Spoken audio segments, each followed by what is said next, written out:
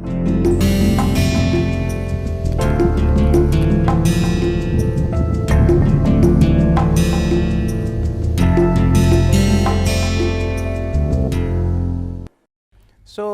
we have been talking about demand and supply, market equilibrium and related applications, and I gave you example of some market intervention and its impact on market equilibrium.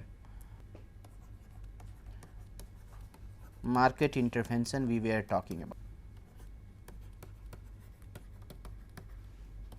and I gave you an example of price control. And under this title we looked at two scenarios, price ceiling and price floor. And in the beginning of the chapter I also promised that we will talk about the effect of taxation on market equilibrium, but I did not talk about it because I wanted to use the concept of elasticity while talking about effect of taxes on market equilibrium. That is why I told you that time that we would wait for it, but now we have studied the elasticity. So, we can talk about tax. So, what is a tax? Why do you think it is imposed? Although that is not the topic today, but since we are talking about tax, we should have brief idea about what do we mean by tax. So, tax is the amount you have to pay because for the service that has been delivered to you. What kind of service? Service in any form, like products or. So, what you are saying that there are some goods, although we have not learned this term, but let me use it. I will talk about it little later. The term is public good, like good that cannot be provided by, right now that is sufficient to learn, the goods that cannot be provided by private entities, private firm, like street light, it can be an example, or clean air. Okay. So, government provides it, and how can government provide? It needs certain amount of resources to provide these goods. So, that can be one reason. So, provision of public good.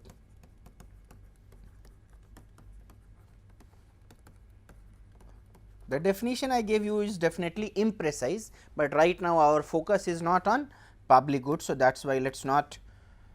So, that is what we do with tax. Do with tax. But what is tax? What is tax is that the amount that you pay to the government for Any service. Not for any service, for any transaction or for having any income, a different kind of tax government collects from you.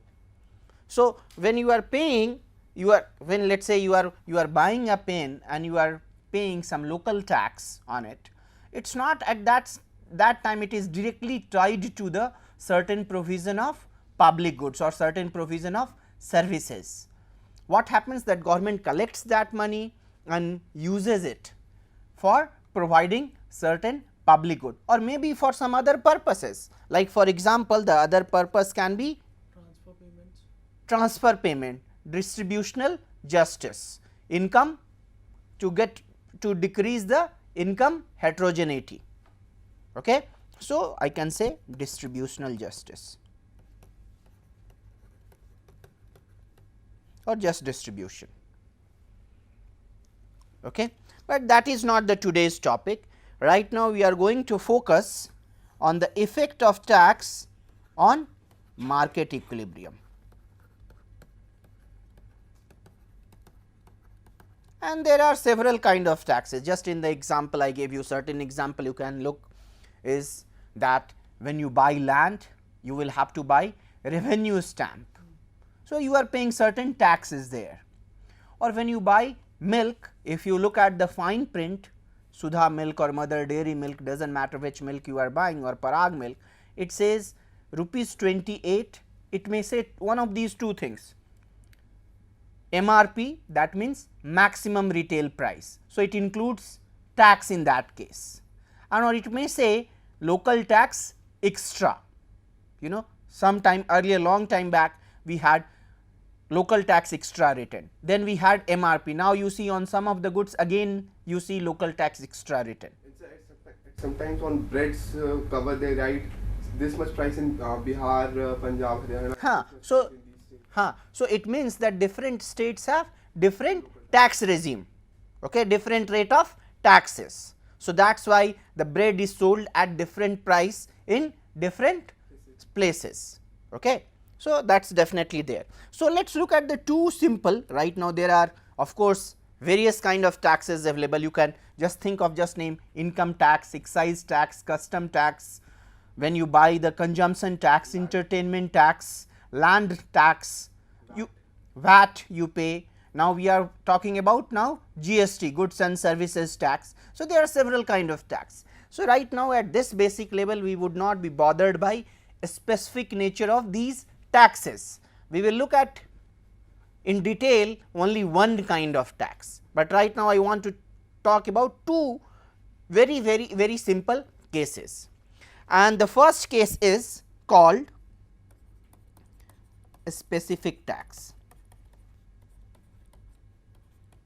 unit tax. I will describe what do I mean by specific tax or unit tax, and second is ad valorem tax or proportional tax.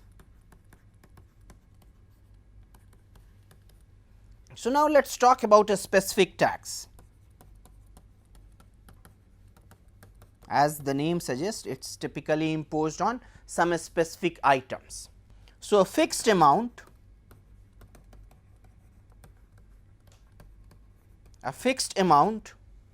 on each unit of good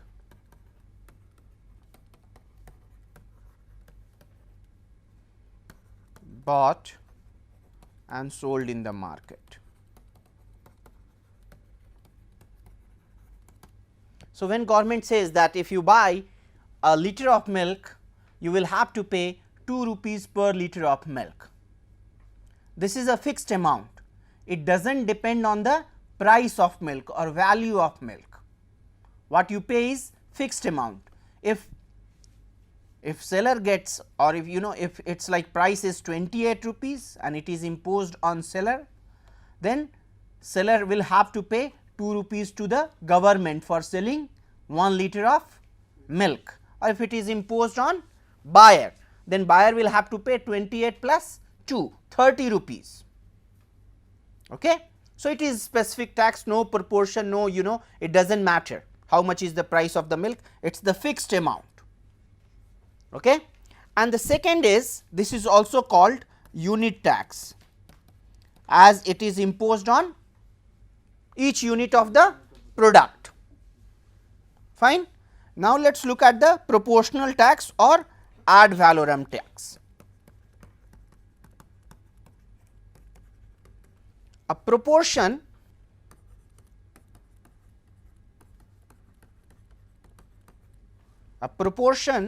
of the price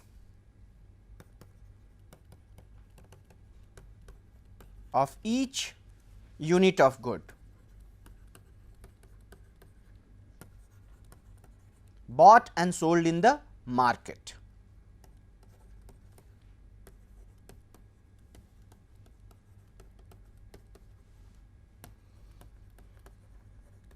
So now let us say the same example, let us continue with the example of milk.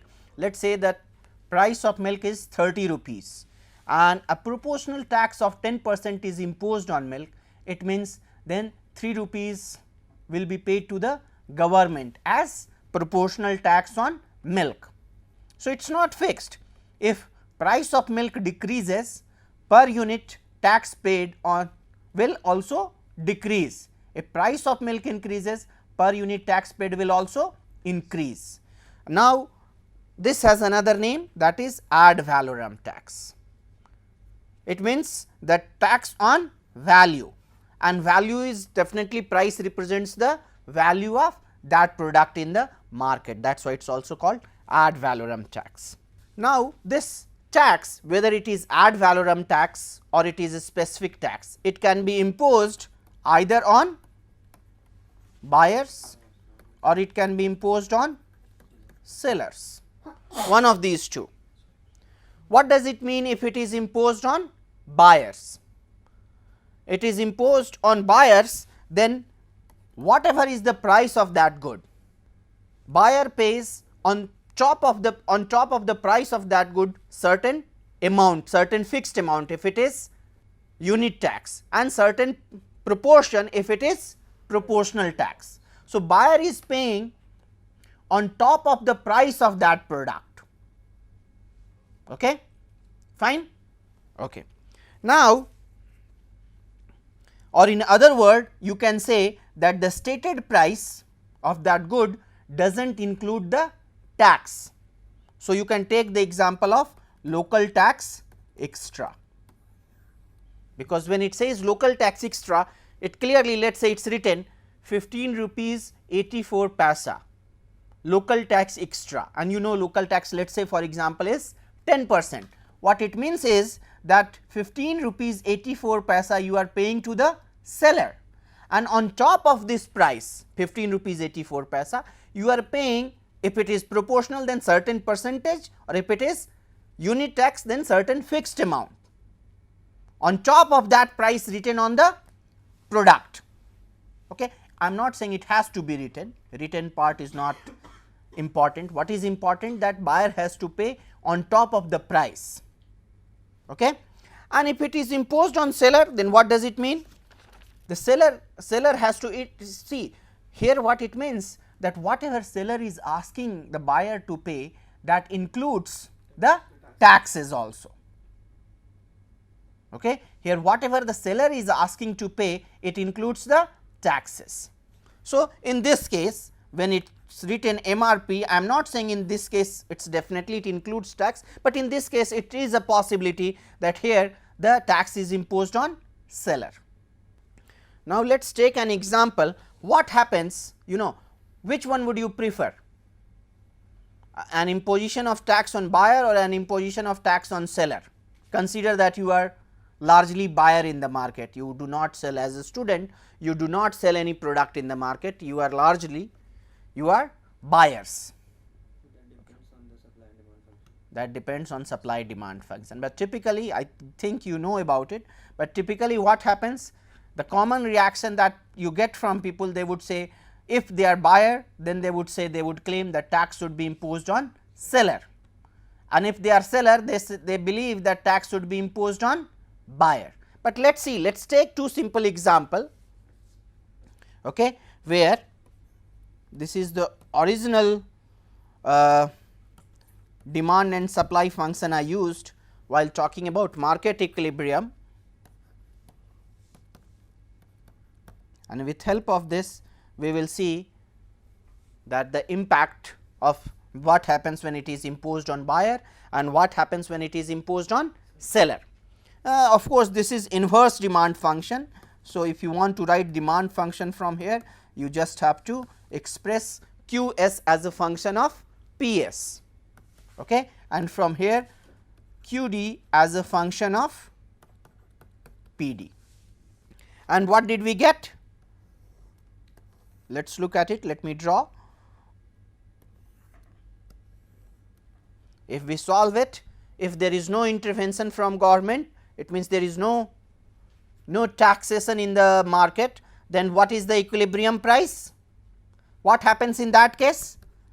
Qs is equal to Qd is equal to Q, and Ps is equal to Pd is equal to P. Of course, here I am putting Q and P for simplification, for transforming these 4 variable equations into 2 variable equation system. Okay. And what do we get if we do that? Q is equal to 4 and P is equal to 6. Okay, that is what we get.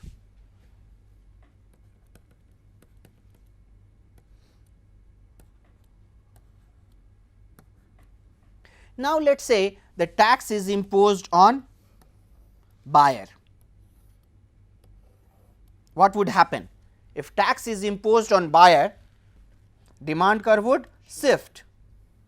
Where? In which direction? Let us first see why the demand curve would shift. Let me write the equation again, or let me write the demand function here. Qs is Ps minus 2 and Qd is 10 minus Qd. Now, let us say a tax is being imposed, a tax of let us say T, 10 minus Pd, yes, thank you, 10 minus Pd, and a tax, this T is unit tax, this tax is unit tax. What is important for the buyer is the total amount he pays. The basic notion that we have to think, buyer does not care whether the money that he is paying is going to seller A or seller B or the part manufacturer or to the government. What he cares about is that the money a buyer is paying from his pocket. Okay?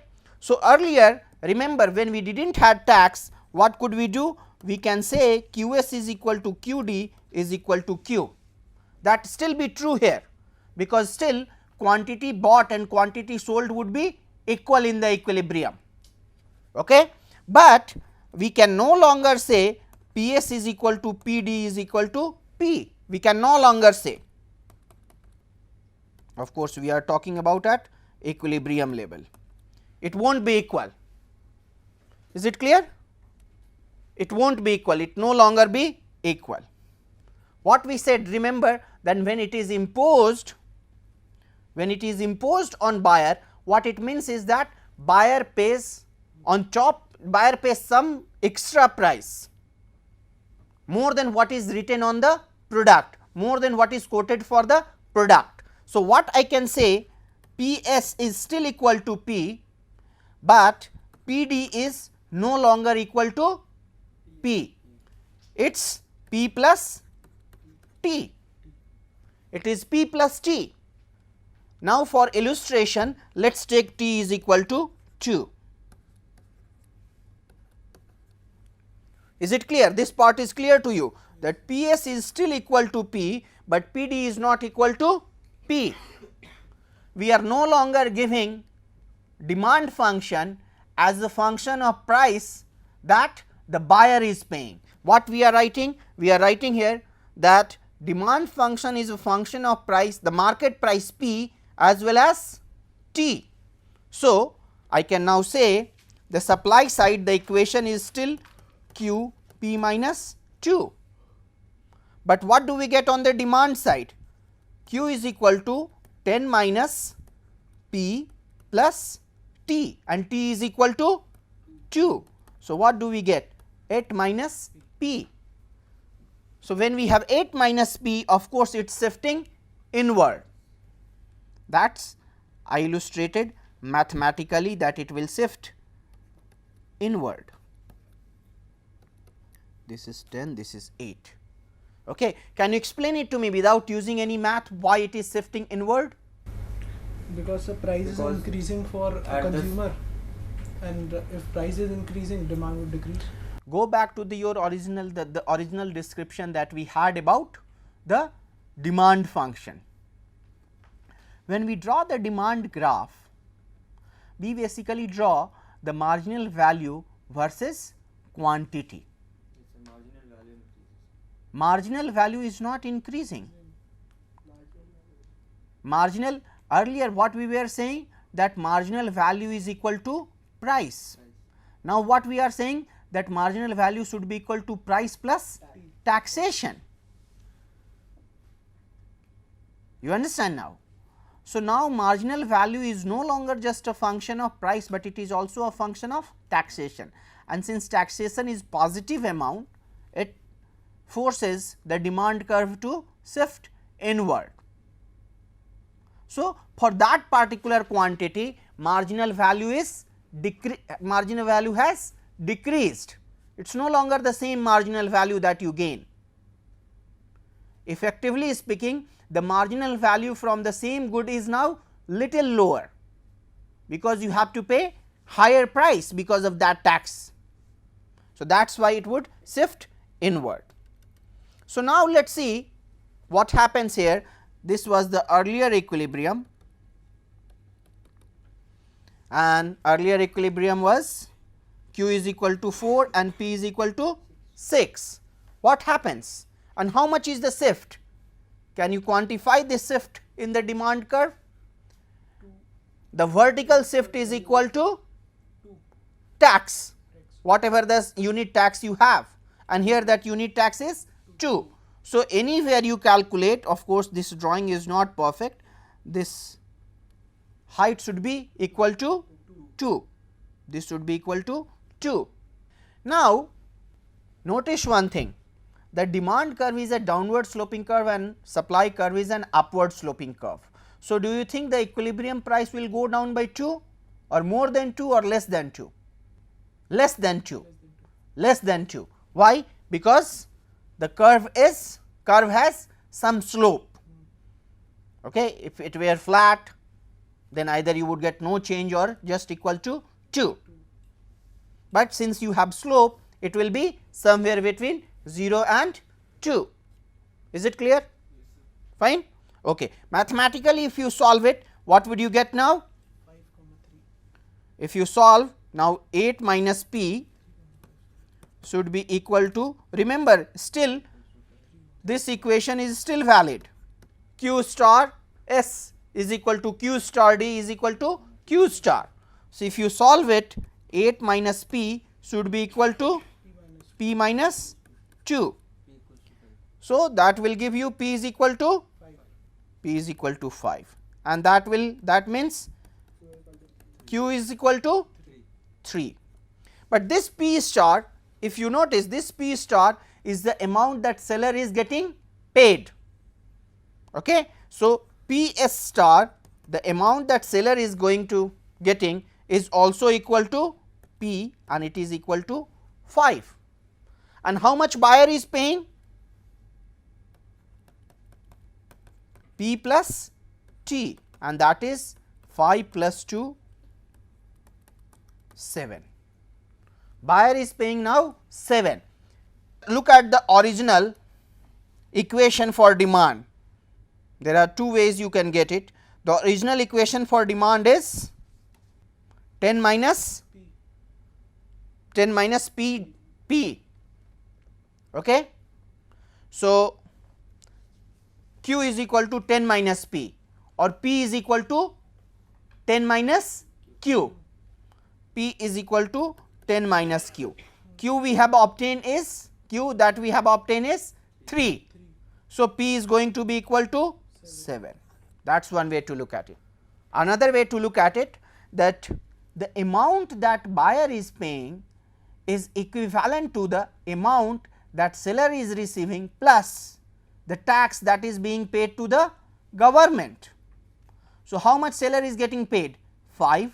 How much government is getting? 2. So, 5 plus 2, 7. But this, sir, 7 is the amount which consumer have to give for getting that 4 quantity, na? Nahin. Not 4 quantity, 3. Look at it here. Now, look, let us look in the graph. Here you have what we have obtained, that this is 3 and this is 5. Okay. But this curve that we are using, this curve has already taken care of the effect of tax. So, but if you want to look at the original demand curve, which is the earlier one before the shift, when quantity bought and sold is 3, how much is the equivalent, the corresponding price? 7. So, you go here, this is the vertical 7. So, what is happening here? 5 seller is getting paid and 2 unit goes to the government, and this is the tax revenue for the government, 2 multiplied by 3. But I will come to this tax revenue part little later. Is it clear?